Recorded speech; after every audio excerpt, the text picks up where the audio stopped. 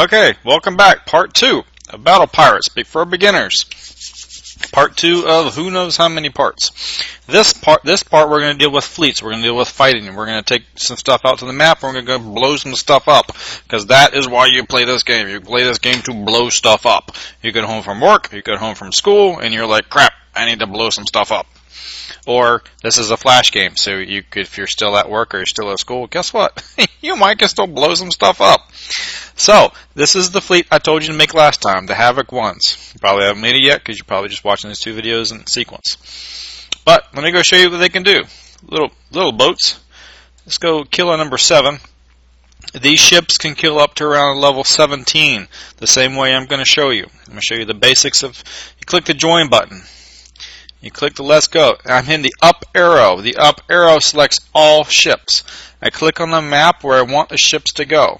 So what I want them to do is I want them to stack all on top of each other to act like one fleet. That's a reasonably decent strategy most of the time. There are scenarios where you want them separated. But for general fighting purposes, stacking on top of them makes it easier. And I click the up arrow to select all of them. The next thing I'm going to do is called kiting. And kiting is basically you keep moving away so that you are, your gun range is basically at its max because their gun range right now is shorter than yours. So you can fire on them, but they cannot fire on you. And generally what you end up doing in kiting is you end up doing a big circle. And you see the little mini map down here. I'm green, bad guys are red. This square is what I can see. Like if I zoomed out, I can see a little more. Can't see anything great, but I can see everything a little more. That's the nice thing about Havocs. They got a decent range. You can outrange a lot of stuff. So I'm going to kill this 7, and I didn't get shot at all. And that's nice, because there's nothing to repair. I don't even have to go back to the dock. I could just kill stuff all day like this. So those are gunboats with Havoc Torpedo 1s. Great little ships. Now, the best way to get resources in the game is by cargo. And let me actually go back out for a second. And this is cargo.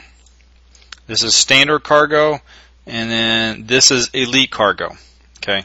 When you're really small, what you probably want to do is look for a cargo that's already been destroyed so that you can just pick it up. And the way you do that is you look on the map. Red pluses is live cargo. Yellow pluses is dead cargo. So let's find some yellow cargo. Typically it's not that hard to find. And if they're dead, here we go. If they're dead, you click on it. It tells you right here who killed it.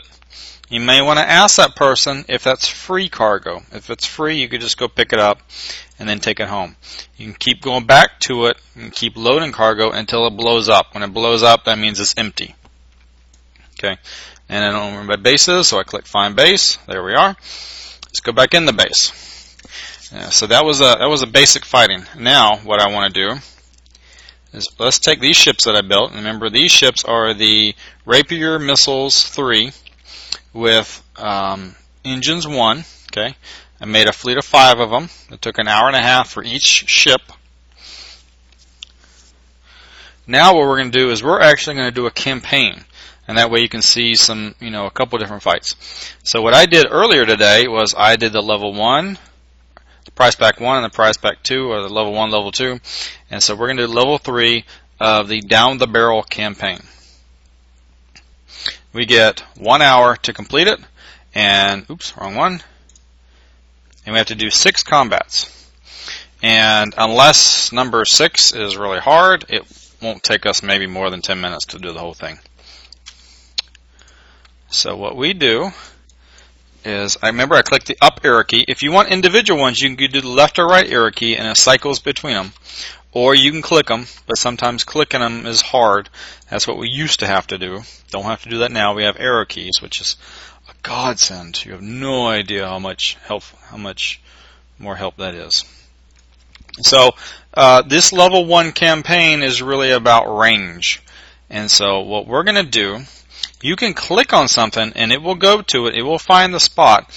But here's the thing, a little oddity of the game, it will go slightly closer than what it needs to go. So what I'm going to do is I'm going to hit the down arrow key about the time I think it's going to start shooting.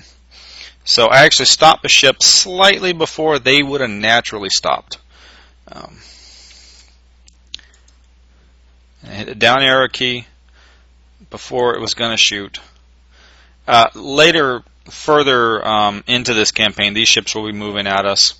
The very, very, very beginning of the campaign is just overly easy.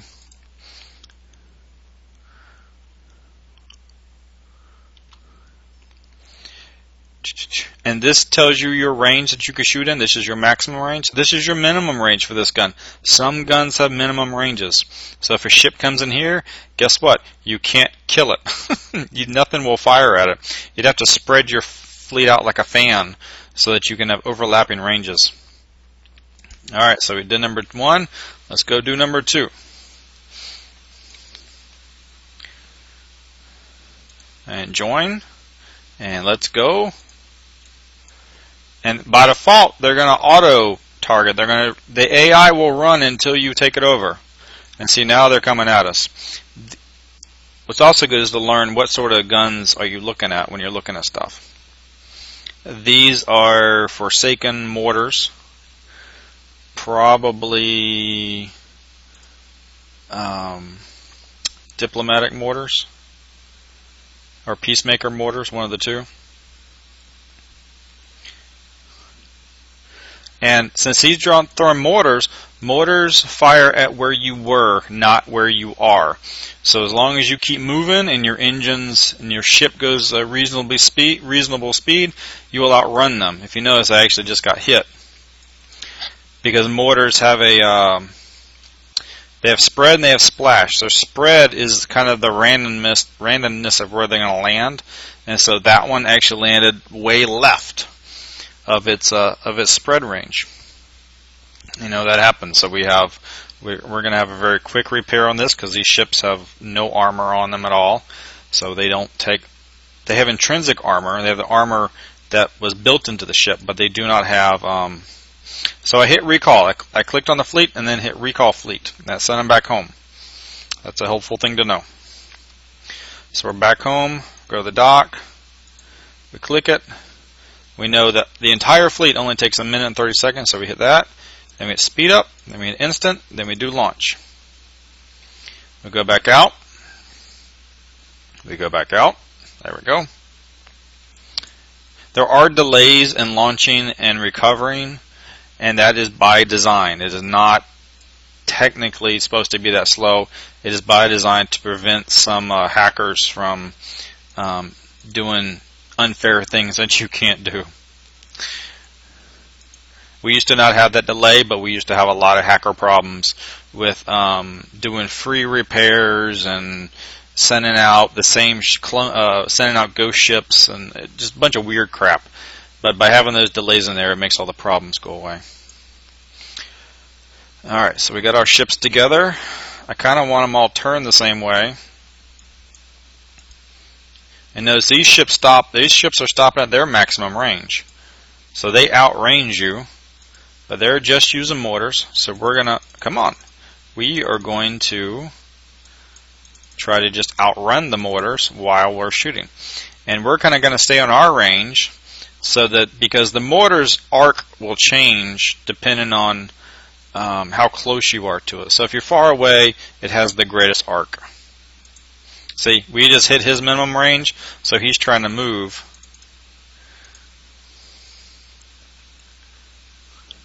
Doesn't matter now, because we just killed you.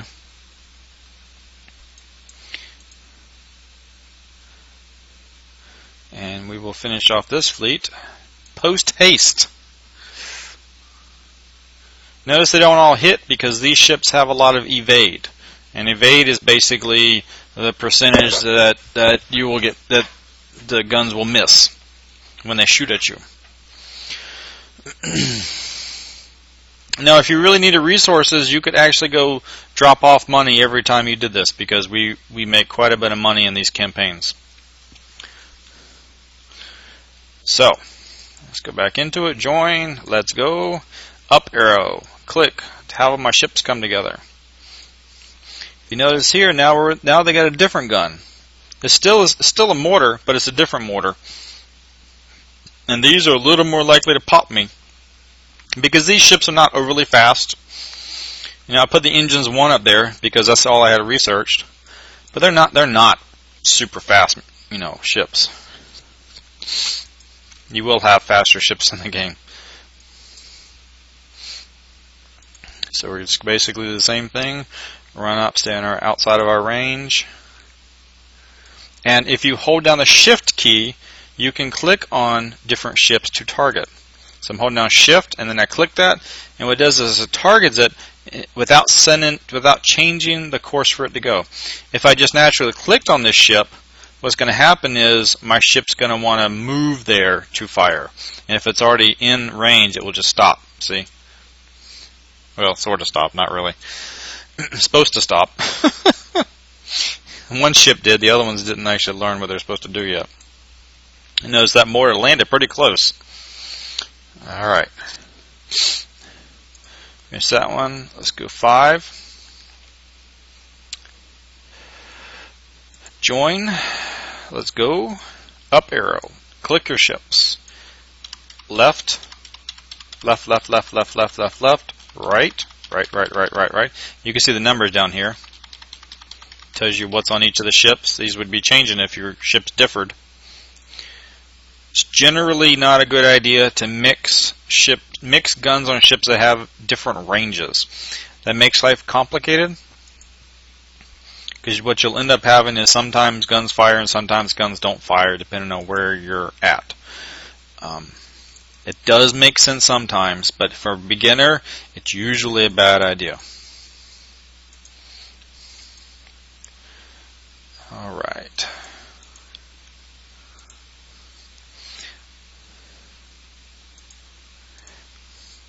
And we're just working our way around just like we were doing before.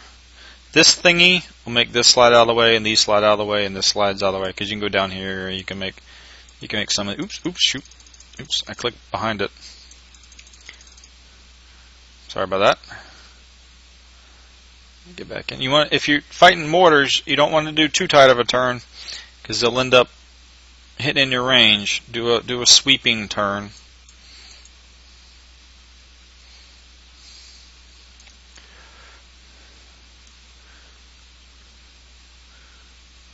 There we are.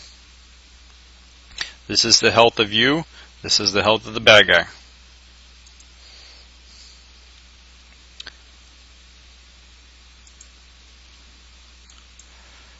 And that's that. And if you can leave in the middle of a fight and go to the map, and that was that map button.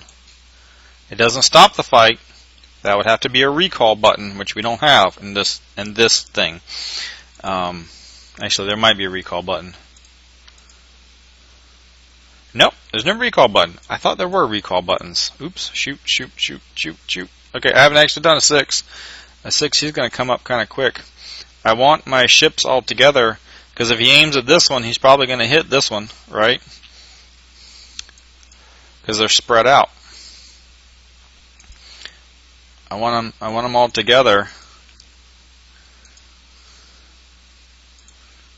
There we are. That's a little bit better.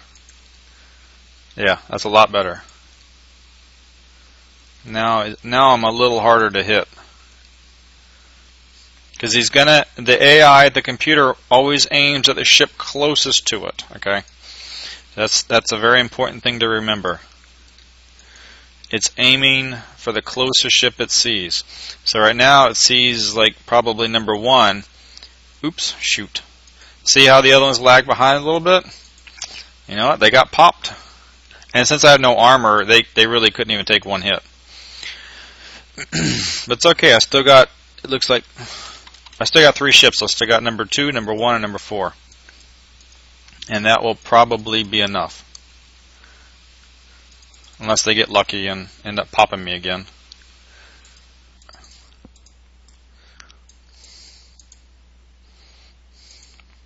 And if they do, we're just going to go repair and pop right back out here, because we are using instant repair ships. In fact, this has so little armor, the entire fleet is almost instant repair.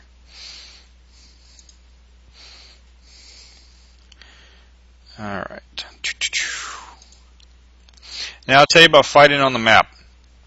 You're in sectors. The sectors make up a world. There's 100 sectors to make up one world. There's 5 worlds, so there's 500 sectors in the game. 1 to 500 or 1 to 499, I'm not sure which one. It's generally considered bad form to fight people in your own sector. You have, in your world, you have access to the entire world, so you have a range of 100 sectors. It's generally bad form to fight your sector. Go fight the other 99. Because the sector is the only people that you see in these comms. You don't see everybody else. And if you just noticed, I won the Battle Barge B, which will show you what that looks like. But you are pirates. If you don't want anybody to help you, if you don't want anybody to ever come to your aid or fight by your side, do what you want to do. If you want to fight inside the sector, do it. But most of the people in most sectors don't. Okay. There's always an exception. But if somebody hits you from your sector, you go cream them. You go flatten them. Okay. You always take care of yourself. So if I go to the Intel lab and I go to holes, you'll see I just won the Battle Barge A. Battle Barge A is a pretty good ship. Now what I can do is I can go here to Ship Designer and I can do Select Hull and go to Blueprint Tech, and now I have Battle Barge B, which is nice because if you notice over here in the Naval Lab, not only can I not research it yet because I don't even have the right Naval Lab, but this one's not even as good as the Battle Barge, the other one. I don't know if it was A or B. So I haven't researched this yet, and I haven't researched this yet, but I already have a ship that's better than that. I have the Battle Barge A, which is cool. So, and what I didn't realize is that I could have been building these instead of the other Marauders. I am a moron. Okay, we know that now. And I won that from the here. I won that from here. And I did the first 2 levels of long shot. Here, I'm not going to do these on the video, but I already got the strike missiles, and I got this compound armor, and so now I can get the Leviathan. The Leviathan is a pretty decent ship. It's not a very fast ship, but it's a pretty decent ship. It's good for hitting bases around your level for quite a while.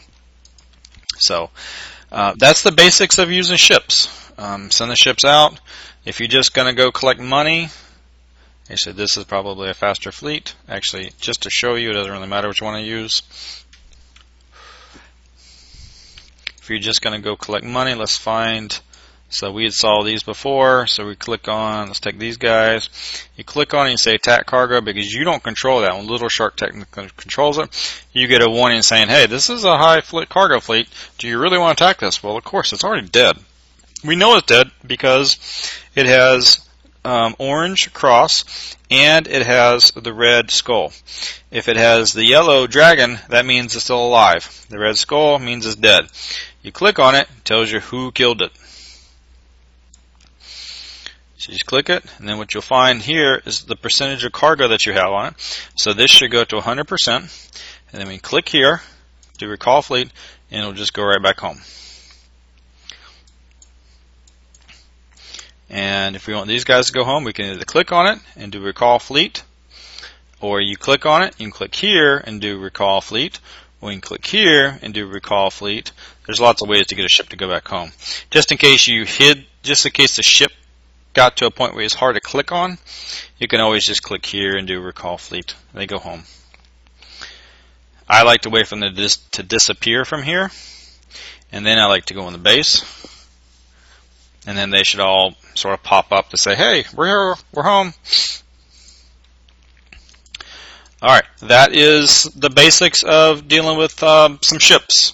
Kiting is very important, knowing your ranges is very important. Learning what the different guns are will matter. That's the basics of it. So, make some ships, try some stuff out. You're gonna make some dumb ships, and that's okay. See what works, adjust, try different weapons. It's all cool. Alright, talk to you later. Until next time, bye.